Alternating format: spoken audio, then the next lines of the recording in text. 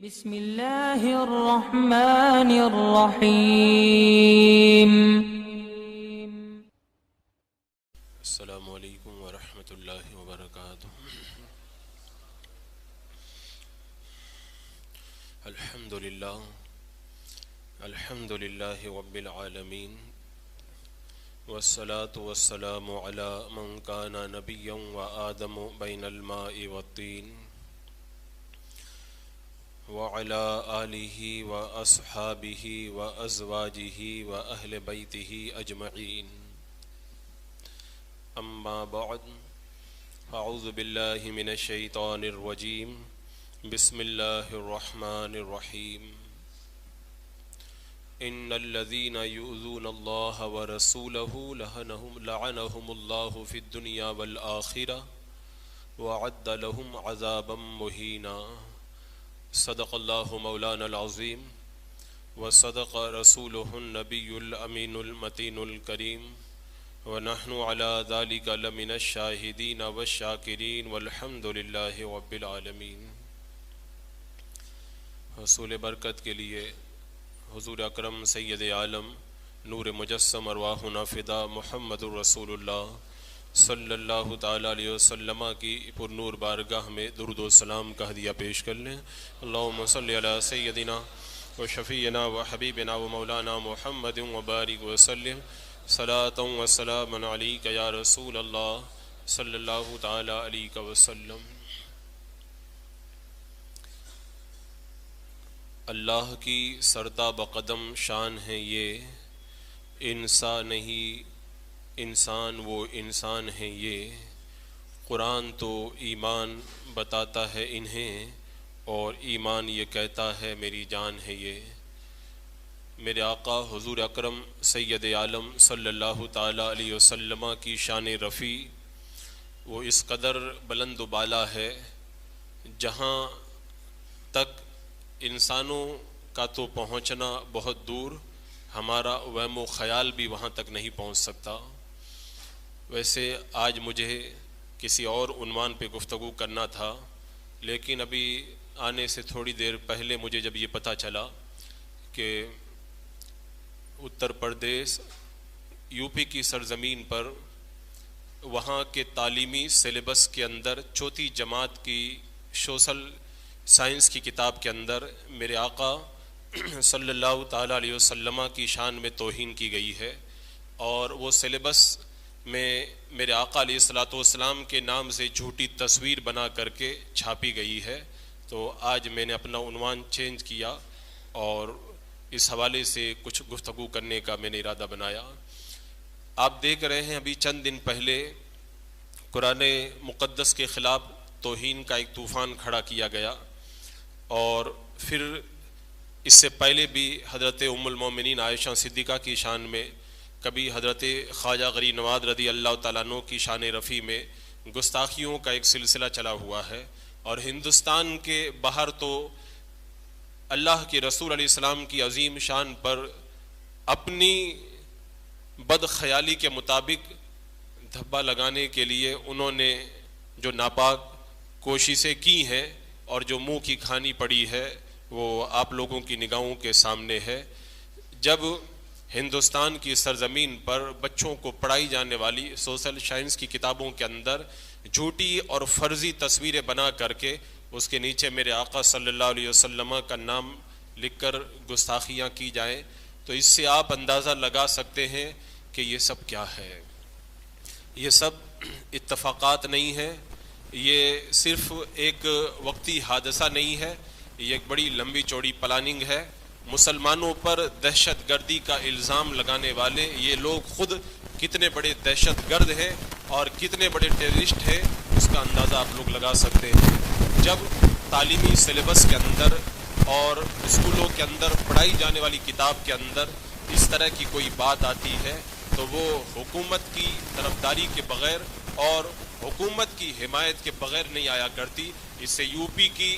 حکومت کا جو گندا چہرہ ہے وہ بھی نگاہوں کے سامنے آتا ہے کہ ان کے ذہن و فکر کے اندر کتنی گندگیاں بھری ہوئی ہیں اور میرے آقا صلی اللہ تعالی علیہ وسلم کی عظیم شان اور اسلام کی سربلندی پر ان کے سینوں پر کیسے سانپ لوٹ رہے ہیں اس کا اندازہ آپ لوگ لگا سکتے ہیں۔ یہ چاہیں جو کوشش کر لیں، چاہے جو کر لیں، اللہ تبارک و تعالیٰ اسلام کو سربلندی عطا فرمایا ہے اور عطا فرمائے گا۔ میرے آقا صلی اللہ تعالیٰ علیہ وسلم کی شان رفیع ان لوگوں کی ناپاک جسارتوں سے نہ کبھی گھٹی ہے اور نہ کبھی گھٹے گی۔ خود میرے پروردگار عالم نے جب قرآن مقدس میں فرما دیا وَرَفَعْنَا لَكَ ذِكْرَكَ، اے محبوب ہم نے آپ کے لیے آپ کے ذکر کو بلند کیا ہے، اور میرے آقا علیہ السلام کی ذکر کی بلندی کا یہ عالم ہے کہ صرف اس روئے زمین پر نہیں،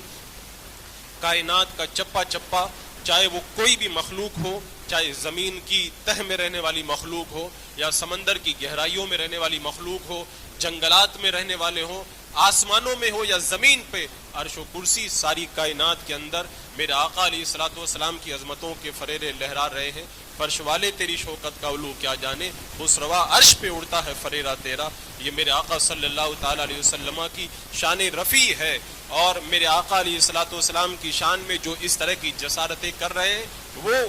چاند کے اوپر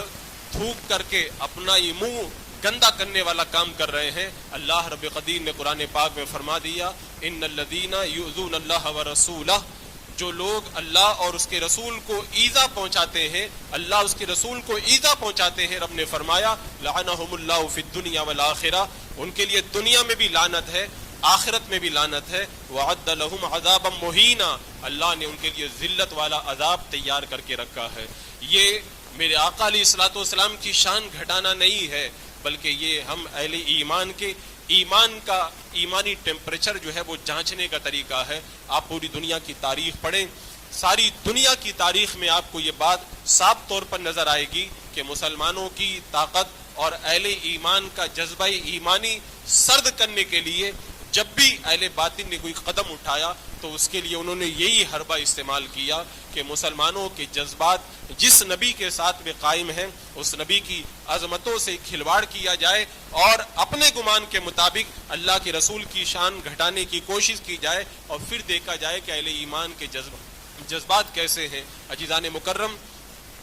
اہل ایمان کا فرض ایسے موقع پر یہ بنتا ہے کہ اپنی ہر چیز سے بڑھ کر کے اللہ کے رسول علیہ السلام کے ساتھ میں اپنی وفا کا اعلان کریں۔ اور جہاں تک میرے آقا صلی اللہ تعالیٰ علیہ وسلم کی عظیم ذات کی طرف ان جھوٹے خاکوں کو منسوب کرنے کی بات ہے تو میں بڑے واضح انداز کے اندر یہ بات کہوں گا کہ اللہ کے رسول علیہ الصلوۃ والسلام کا کوئی خاکہ کیا بنا پائے گا۔ اللہ تبارک و تعالیٰ نے تو اس حبیب کو اتنا عظیم بنایا کہ زمین پہ آپ کا سایہ بھی کبھی پڑنے نہیں دیا۔ تاریخ اگر ڈھونڈے گی ثانی محمد، ثانی تو بڑی چیز ہے، سایہ بھی نہ ملے گا۔ یہ میرے آقا علیہ الصلوۃ والسلام کی شان رفیع ہے، اور جن کے حسن کا یہ عالم ہے، کائنات کا کوئی کیمرہ، کائنات کا کوئی بھی بڑا سے بڑا اوزار اور کوئی بھی مشین میرے آقا علیہ الصلوۃ والسلام کے حسن سراپا کو اتارنے سے عاجز ہے۔ اللہ تبارک و تعالیٰ نے کائنات کے اندر کسی کو اتنی طاقت دی ہی نہیں جو میرے آقا صلی اللہ تعالیٰ علیہ وسلم کا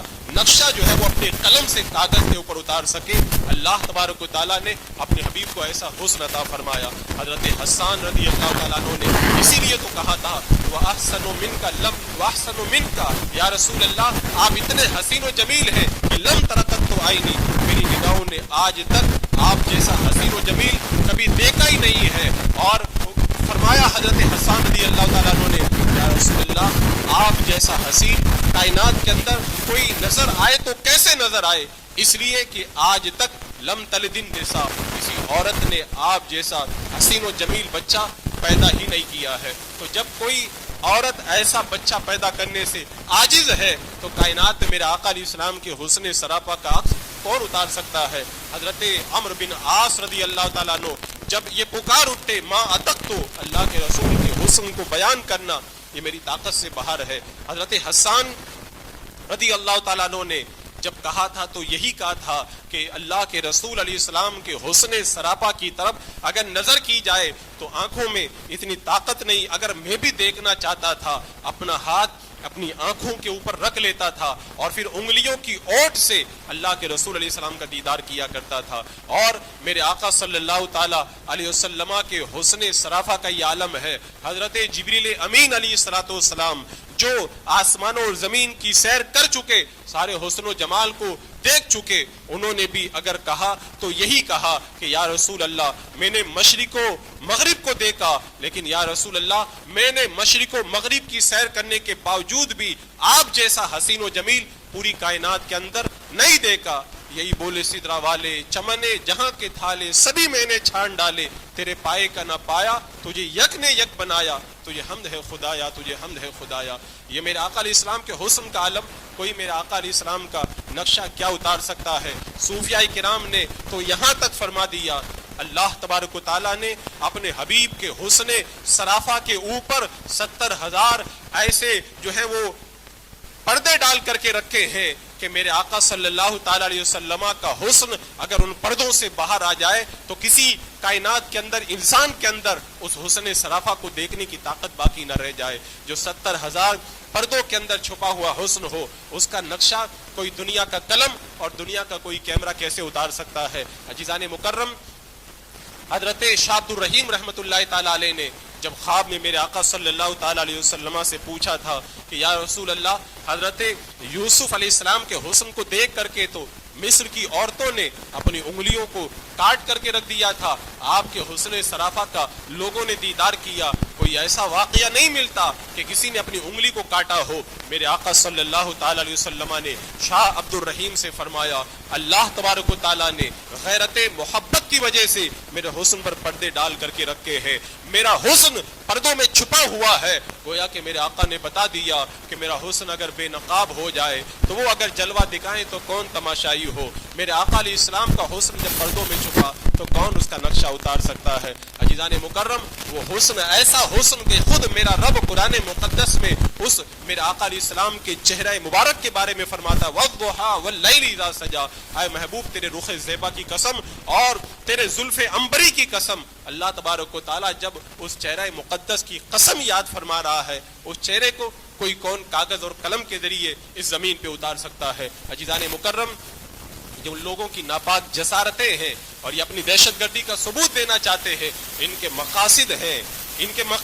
ہیں یہ لوگ ایسی گندی حرکتیں کر کے مسلمانوں کے جذبات کو چھیڑنا چاہتے ہیں. یہ چاہتے ہیں زمین میں فساد بپا ہو, لوگ آپس کے اندر لڑیں اور کسی بھی طریقے سے ملک کا ماحول خراب ہو. ایسے موقع پر ملک کے قانون کو اس طرف توجہ دینا چاہیے اور انہیں اس کے اوپر فوراً روک لگانا چاہیے کہ جو بھی ایسے عظیم نبی کی شان کے اندر اس طرح کی گستاخیاں چاہے حکومت کی سرکردگی کے اندر چھاپے, ایسی حکومتوں کو بھی جو ہے فوری طور پر عدلیہ کو ایکشن لے کر کے ان کو بھی جو ہے وہ برخاست کرنا چاہیے اور ایسے لوگوں کو فوراً جو ہے وہ سزا سنائی جانی چاہیے. لیکن اگر عدلیہ اس سلسلے کے اندر کوئی قدم نہیں اٹھاتی تو مسلمان اپنے نبی کی عظمتوں کے لیے جو بھی کوشش ہو سکے گی اس کو انجام ضرور دیں گے, کیونکہ کائنات کے اندر ہمارا سب سے بڑا جو قیمتی اثاثہ ہے وہ میرے آقا صلی اللہ تعالی علیہ وسلم کی عظیم ذات ہے. جو بھی اللہ کے رسول علیہ السلام کی شان میں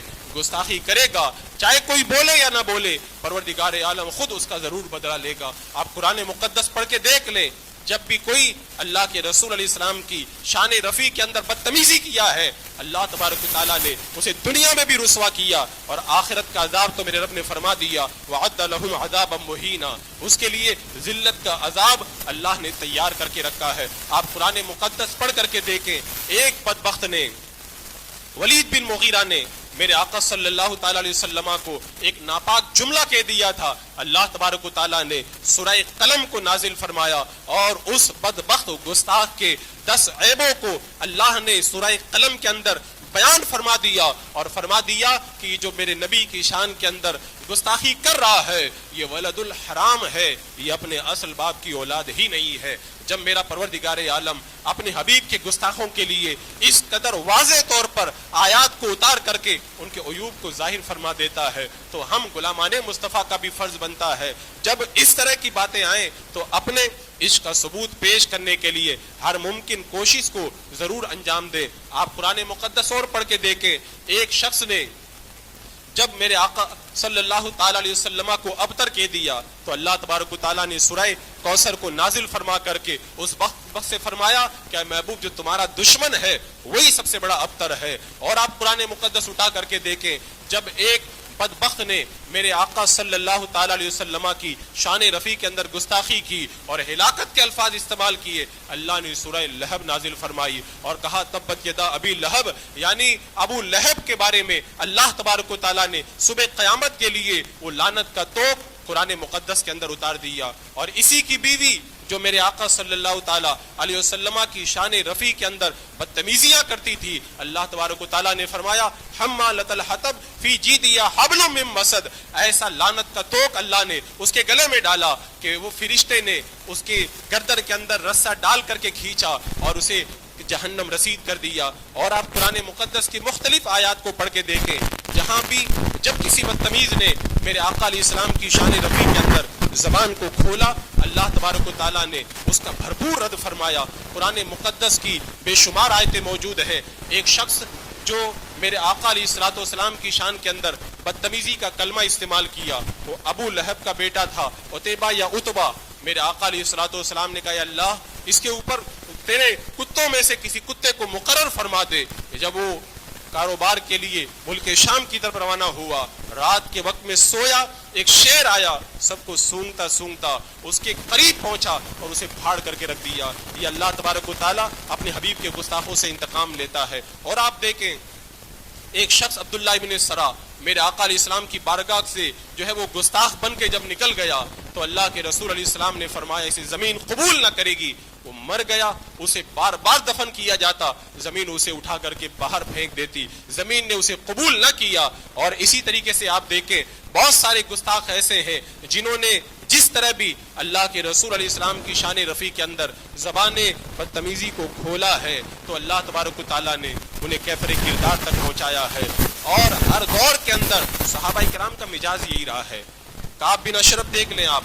اسی طرح ابو رافع کو دیکھ لیں، بخاری شریف کی حدیث موجود ہے جب کعب بن اشرف نے میرے آقا صلی اللہ تعالی علیہ وسلم کی شان رفیع کے اندر زبان درازی کی تو اللہ کے رسول علیہ السلام نے فرمایا کون کعب بن اشرف کو قتل کرے گا؟ صحابی گئے اور سر کاٹ کر کے میرے آقا کے قدموں میں لا کر کے رکھ دیا۔ اور آپ دیکھیں ابو رافع کے بارے میں جب اس نے اپنی باندیوں کے ذریعے اللہ کے رسول علیہ السلام کی شان رفیع میں گستاخی کی، اللہ کے رسول علیہ السلام نے اپنے صحابہ کو بھیجا جنہوں نے اس ظالم کو کیفر کردار تک پہنچایا۔ ایک تاریخ کا بڑا لمبا چوڑا باب ہے۔ ایک شخص حضرت عمیر رضی اللہ تعالیٰ عنہ صحابی رسول ہیں، ان کی بہن اللہ کے رسول علیہ السلام کی شان رفیع کے اندر زبانیں بدتمیزی کھولا کرتی تھی۔ حضرت عمیر رضی اللہ تعالیٰ عنہ کو یہ گوارا نہ ہوا، وہ گئے اپنی بہن کو قتل کر دیا۔ میرے آقا صلی اللہ تعالیٰ علیہ وسلم کی بارگاہ میں پہنچے اور جا کر کے بتایا یا رسول اللہ وہ آپ کی شان کے اندر گستاخی کرتی تھی تو مجھ سے یہ گوارا نہ ہوا، میں نے اپنی بہن کو قتل کر دیا۔ میرے آقا نے ان سے یہ نہیں فرمایا کہ تم نے غلط کیا، اللہ کے رسول علیہ الصلوۃ والسلام نے ان کے کام کو جائز قرار دیا اور میرے آقا علیہ السلام نے اپنے عمل سے بتایا کہ تم نے جو کیا وہ بالکل صحیح کیا۔ اسی طرح آپ دیکھیں ایک یہودیہ ہے، وہ میرے آقا صلی اللہ تعالی علیہ وسلم کی شان میں جب بدتمیزی کرتی صحابہ نے اسے قتل کیا۔ لوگوں نے میرے آقا کی بارگاہ میں مقدمہ پیش کیا کہ ایک عورت کو قتل کر دیا گیا۔ میرے آقا نے فرمایا جو میری شان میں گستاخی کرے اس کا خون رائے گا ہے، اس کا کوئی بدلہ نہیں لیا جائے گا۔ یہ سیرت ہمیں بتاتی ہے، قرآن مقدس کی آیات اس پر گواہ ہے۔ اللہ تبارک و تعالیٰ نے اپنے حبیب کی شان کو اتنا بلند کیا کہ اللہ اکبر، قرآن مقدس پورا کا پورا اللہ کے رسول علیہ السلام کی شان رفیع کو بیان کر رہا ہے۔ اور اس کے باوجود بھی اگر کوئی گستاخ میرے آقا صلی اللہ تعالی علیہ وسلم کی شان رفیع کے اندر زبان کھولتا ہے تو یہ ہم غیرت مند سنیوں کے عشق رسول کا بہت بڑا امتحان ہے۔ عزیزان مکرم، آپ دنیا کی تاریخ اٹھا کر کے دیکھیں، جب بھی کوئی اہل باطل مسلمانوں کے خلاف کچھ کرنے کا جب تہیہ کرتا ہے تو سب سے پہلے دیکھتا ہے ان کے دل میں عشق رسول کتنا موجود ہے۔ جب تک اہل ایمان کے دلوں کے اندر محبت رسول کی شمع روشن دیتی ہے، کبھی باطل کی یہ ہمت نہ ہوتی ہے کہ اہل ایمان کی طرف ترچھی نگاہوں سے بھی دیکھ سکے۔ آپ اسپین کی تاریخ پڑھ کے دیکھیں، اسپین کی تاریخ کے بارے میں یہ آتا ہے 1000 سال تک وہاں پر مسلمانوں کی حکومت رہی، 1000 سال تک پادری کوشش کرتے رہے، صلیبی کوشش کرتے رہے کہ اسپین کو فتح کیا جائے، مسلمانوں کو اس سے بے دخل کیا جائے، لیکن ہر کوشش ناکام ہوئی، ہر حربہ ناکام ہوا۔ پھر آخر کے اندر انہوں نے مسلمانوں کے عشق رسول کا امتحان لیا، ایک شخص کو بلا وجہ پاگل بنا کر کے چوراہے پہ کھڑا کر دیا، میرے آقا علیہ السلام کی شان کے اندر بدتمیزی کرتا، لوگ آتے تھے اور سن کر کے نکل جاتے تھے کہ یہ پاگل ہے، پاگل کی باتوں کی طرف کیا دھیان دے۔ ایک زمانے تک یہی ہوتا رہا، جب پادریوں نے اور صلیبیوں نے یہ دیکھ لیا کہ ایک شخص اگر چوراہے پہ کھڑا ہو کر کے مسلمانوں کے نبی کو برا بلا کہے لیکن اہل ایمان کی غیرتیں بیدار نہیں ہوتی، اس کا مطلب یہ ہے کہ ان کا جذبہ ایمانی اب سرد پڑ چکا ہے، اب اگر ان پہ حملہ کیا جائے تو اندلس فتح ہو جائے گا۔ جب بار بار گستاخیوں کے باوجود بھی اندلس کے مسلمانوں کی غیرت ایمانی بیدار نہ ہوئی اور انہیں پتہ چل گیا کہ اب یہ قوم عشق رسول سے خالی ہو چکی ہے، انہوں نے اندلس پہ پھر حملہ کیا اور اندلس مسلمانوں کے ہاتھوں سے نکلا اور اسپین کے اوپر صلیبی پرچم کو لہرا دیا گیا۔ تو یہ بہت پرانا حربہ ہے۔ جب بھی اہل ایمان کو جانچنا ہوتا ہے تو میرے آقا علیہ السلام کی شان میں گستاخی کی جاتی ہے اور پھر دیکھا جاتا ہے ان کے دلوں کے اندر عشق رسول کتنا موجود ہے، ان کا ایمانی ٹیمپریچر کہاں تک پہنچا ہوا ہے۔ جیدان مکرم یہ ہمیں جانچا جا رہا ہے، ہمیں پرکھا جا رہا ہے، ورنہ کیا ضرورت تھی، کیا بغیر کسی پلاننگ کے، کیا بغیر کسی سوچی سمجھی سازش کے تحت یہ سارا کام ہو گیا کہ اللہ کے رسول علیہ الصلوۃ والسلام کی شان رفیع کی طرف ایک جو ہے وہ غلط خاکہ منسوب کر کے اسے کتاب میں چھاپ دیا گیا اور بچوں کو پڑھایا بھی جانے لگا۔ یہ وہ لوگ ہیں جن کے ذہن و فکر کے اندر ایسی گندگیاں بھری ہوئی ہیں، اور آپ جانتے ہیں کہ جب کوئی شخص کسی سے حسد رکھتا ہے، کینہ رکھتا ہے اور کچھ نہیں کر سکتا تو پھر وہ یہی کرتا ہے کہ وہ گالی اور گولی سے بات کیا کرتا ہے۔ میرے آقا صلی اللہ تعالیٰ علیہ وسلم کی شان رفیع کو گھٹانے کے لیے بہت کوششیں کر چکے، لیکن کوئی کوشش جب کارگر نہ ہوئی تو اب یہ اونچا حربہ یہ لوگ استعمال کرتے ہیں۔ آپ نے ابھی دیکھا ہوگا چند سال پہلے ڈنمارک کی سرزمین پر میرے آقا صلی اللہ تعالیٰ علیہ وسلم کی عظیم ذات کی طرف منسوب کر کے کچھ نقشے بنائے گئے تھے، اس پر پوری دنیا کے اندر مسلمانوں نے احتجاج کیا تھا، لیکن پوری دنیا کے حاکموں میں سے کسی حاکم کی غیرت بیدار نہ ہوئی، صرف عوام اہل سنت سڑکوں پہ نکلے، بے شمار لوگوں نے جام شہادت نوش کیا، اپنے عشق رسول کا جذبہ پیش کیا، اور کتنے عشاق نے کوشش کی کہ اس گستاخ رسول کو کیفر کردار تک پہنچایا جائے۔ ایک عاشق وہاں تک پہنچا بھی لیکن اپنی کوشش میں کامیاب نہ ہو سکا۔ تو اگر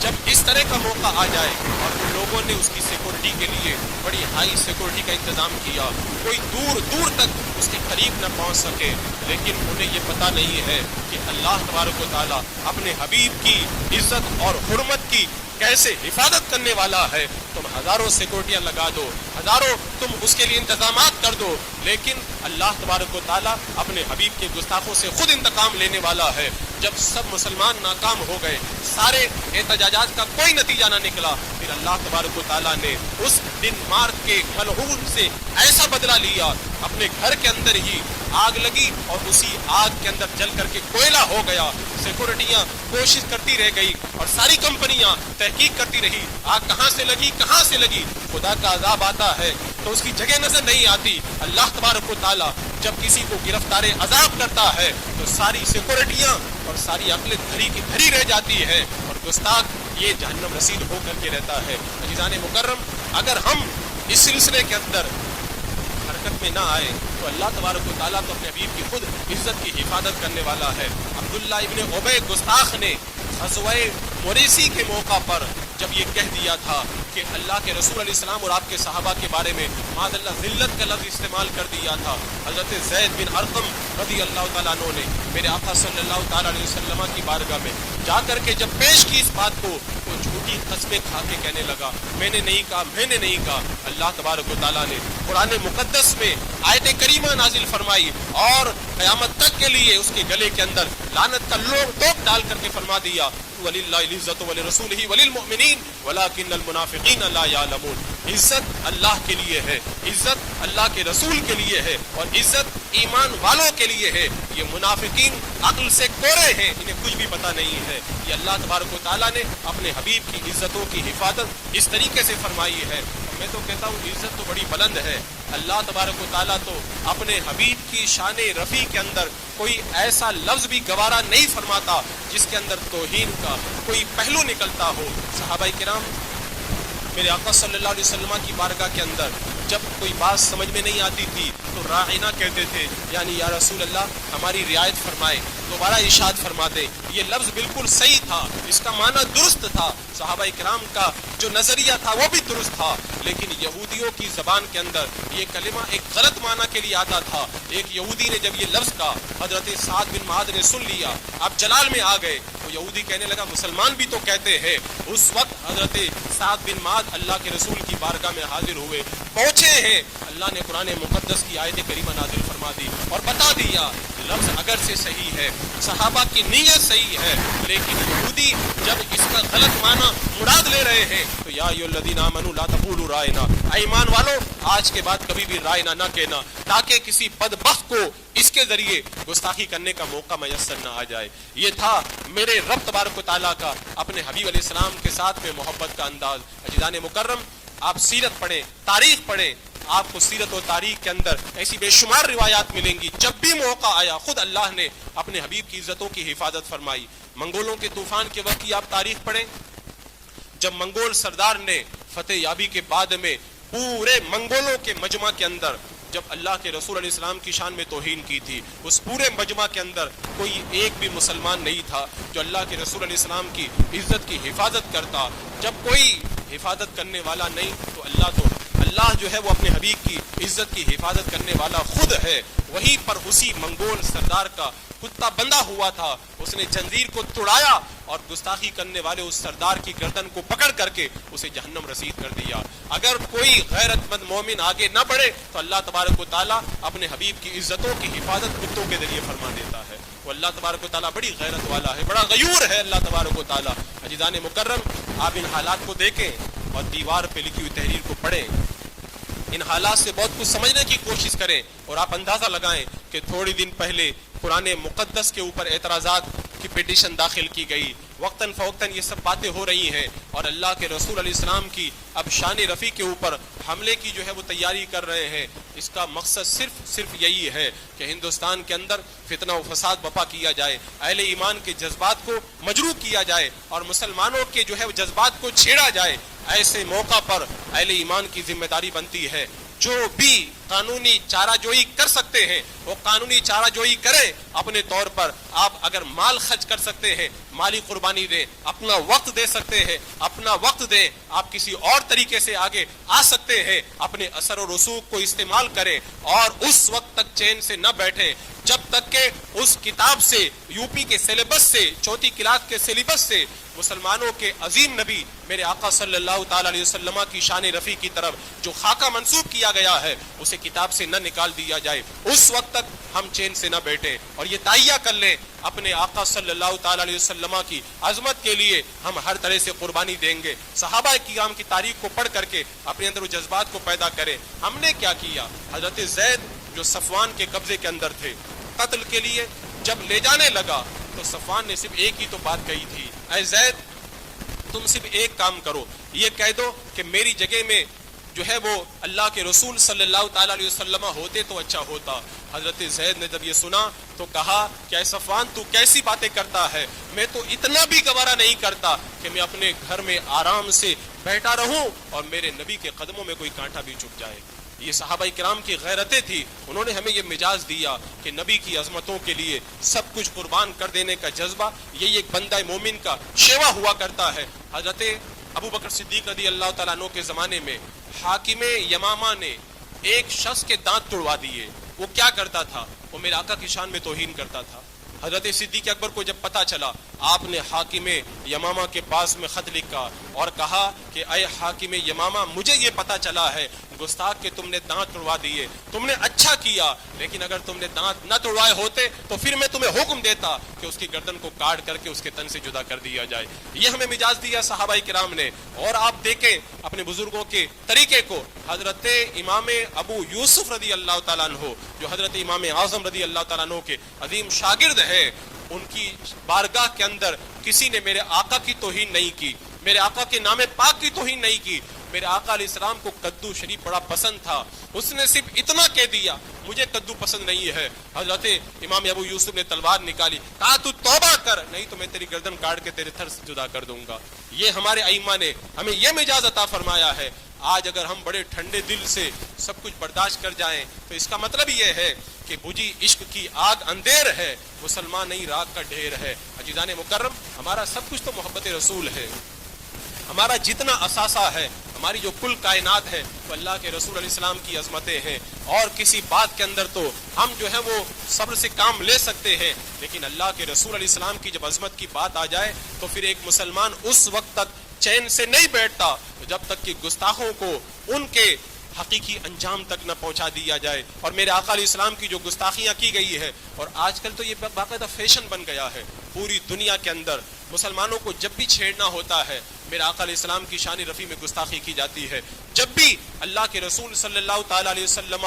کے امتیوں کو پریشان کرنا ہوتا ہے تو میرے آقا علیہ السلام کی عظمتوں پہ انگلی اٹھائی جاتی ہے۔ یہ کہتے ہیں قرآن کے اندر دہشت گردی کی آیتیں ہیں، قرآن فتنہ و فساد کی تعلیم دیتا ہے۔ میں کہتا ہوں انہیں پہلے اپنے گریبان کے اندر جھانک کر کے دیکھنا چاہیے۔ ہندوستان کی سرزمین پر مسلمان سینکڑوں سال سے رہ رہے ہیں، کیا کبھی کسی مسلمان نے دہشت گردی کا مظاہرہ کیا؟ ایک بھی نام نہیں پیش کیا جا سکتا، لیکن تم نے بارہا دہشت گردی کی، کبھی ہمارے بزرگوں کے اوپر انگلی اٹھائی، کبھی ہمارے عظیم صحابیات کے اوپر انگلی اٹھائی، اور اب وقت نوبت یہاں تک پہنچ گئی میرے آقا صلی اللہ تعالی علیہ وسلم کے جو ہے وہ عظیم ذات کی طرف خاکے منسوب کیے جا رہے ہیں۔ اس سے بڑی دہشت گردی کیا ہوگی؟ یہ وہ گندی نالی کے کیڑے ہیں جنہیں زندگی کے عناصر نے نہ کل قبول کیا تھا نہ آج قبول کیا ہے۔ ان کی ذہن کی گندگیاں جو ہے وہ سطح زمین پہ بکھر رہی ہیں۔ ایسے موقع پر اہل ایمان کو ان گندگیوں کو صاف کرنا ہوگا اور اپنی ایمانی غیرت کا جو ہے وہ پورے طریقے سے ثبوت پیش کرنا ہوگا۔ یہ وہ موقع ہوتا ہے جہاں پہ اہل ایمان اپنے بھرپور عشق کا اگر مظاہرہ نہ کریں تو پھر سمجھ جاؤ کہ ہمارے پاس میں کچھ بھی باقی نہیں بچا ہے۔ عزیزان مکرم، حضرت عبداللہ بن زید کو دیکھو، ہمارے صحابہ کا تو یہ مجاز ہے، کھیت میں کام کر رہے ہیں، خالی کسی نے آ کر کے اتنا کہہ دیا بیٹے نے کہ ابا جان اللہ کے رسول وصال کر گئے، تو انہوں نے تو کہا کہ جب اللہ کے رسول دنیا میں نہیں رہے تو اب میں ان آنکھوں کو کیا کروں گا، اے اللہ میری آنکھوں کو تو لے لے۔ ادھر دعا کی اور پھر آنکھوں سے نابینا ہو گئے۔ وہ ان کا عشق رسول تھا، اور ہم تسبیح لے کر کے بیٹھ جائیں اور 100 مرتبہ درود پاک پڑھ لیں۔ صرف درود پاک پڑھنے سے کوئی عاشق رسول نہیں ہو جاتا ہے، صرف میرے آقا صلی اللہ علیہ وسلم کی بارگاہ میں سلام پیش کرنے سے کوئی عاشق رسول نہیں ہو جاتا۔ عشق کا مجاز تو یہ ہے، اللہ تبارک و تعالیٰ نے قرآن پاک میں فرمایا لا تجد قوما یؤمنون باللہ والیوم الآخر یوادون من حاد اللہ ورسولہ ولو کانوا آباءہم او ابناءہم او اخوانہم او عشیرتہم۔ میرے رب نے قرآن مقدس کی آیت کریمہ میں فرما دیا جو ایمان والے ہیں وہ کبھی بھی ایسا نہیں کر سکتے کہ اللہ اس کے رسول کے دشمنوں سے محبت رکھے، چاہے وہ ان کے باپ ہوں، بیٹے ہوں یا کوئی بھی ہو ان کے خاندان والے۔ میرے رب نے جب اعلان فرما دیا تو اس طرح سے جو گستاخی کر رہے ہیں وہ کیا کسی بھی طریقے سے ہمارے لیے قابل برداشت ہو سکتا ہے؟ عمرو بن لیث کے بارے میں مورخین بیان فرماتے ہیں کہ اس کے پاس بہت بڑا لشکر تھا۔ ایک بار وہ پہاڑ پہ چڑھا، ہزاروں کا لشکر اس نے اپنی نگاہوں کے سامنے دیکھا تو اس نے یہ تمنا کی اللہ کاش یہ میرا لشکر ہے، اگر تیرے محبوب اکرم سید عالم صلی اللہ تعالی علیہ وسلم کے نام پر مجھے قربانی دینے کا موقع آئے تو میں اس لشکر کے ساتھ میں تیرے محبوب کی عظمتوں پہ قربانی پیش کروں۔ اس نے جنگ نہیں کی، صرف ایک تمنا کی۔ موت کے بعد میں اسے لوگوں نے خواب میں دیکھا تو اللہ نے اسے جنت عطا فرمائی۔ پوچھا گیا اللہ نے تجھے کیوں بخش دیا؟ کہا میں نے تمنا کی تھی اگر اللہ مجھے موقع دے تو میں اللہ کے رسول کی عظمتوں کے لیے قربانی پیش کروں. اللہ نے میری نیت کو قبول فرمایا اور مجھے جنت عطا فرما دی. اگر میرے آقا علیہ السلام کی عظمتوں کے لیے قربانی کا جذبہ اگر کوئی اپنے دل میں رکھ کے اللہ اسے جنت عطا فرما دے, تو جو اس سلسلے کے اندر قانونی چارہ جوئی کرے, جو ممکن کوشش ہو سکے وہ کوشش کرے, تو اللہ تبارک و تعالیٰ اسے کتنا کچھ عطا فرمائے گا اس کا اندازہ نہیں لگایا جا سکتا. انہیں جو بکنا ہے وہ بکتے رہیں, میرے آقا کی عظمتوں پہ کچھ فرق پڑنے والا نہیں ہے, لیکن ہمیں اپنی محبتوں کا اظہار تو کرنا ہوگا. میرے آقا کی شان تو بڑی بلند ہے. اعلیٰ حضرت سرکار نے جو فرمایا تھا, انسان نہیں انسان وہ انسان ہے. یہ قرآن تو ایمان بتاتا ہے, ایمان یہ کہتا ہے میری جان ہے یہ. اور اعلیٰ حضرت سرکار نے بہت پہلے کہا تھا, لم یات نذیروں کا, یعنی یا رسول اللہ آپ جیسا حسین و جمیل آج تک میری نظر کے اندر نہیں آیا ہے اور کوئی پیدا بھی نہیں ہوا ہے. آپ اپنے بزرگوں کے نقش قدم پہ چلیں اور اپنے عشق کا مظاہرہ کریں. اور یو پی کے چوتھی جماعت کے سلیبس کے اندر میرے آقا صلی اللہ تعالیٰ علیہ وسلم کی شان رفیع کے اندر 89 پیج کے اوپر جو گستاخی کی گئی ہے, اس حوالے سے آپ سے جو بھی کوشش ہو سکے آپ کریں. اللہ تبارک و تعالیٰ اپنے حبیب کی حفاظت فرمائے, اور جو اپنے حبیب کی عظمتوں پہ پہرا دے اللہ تعالیٰ ان کی بھی جان مال عزت آبرو ایمان و عقیدے کی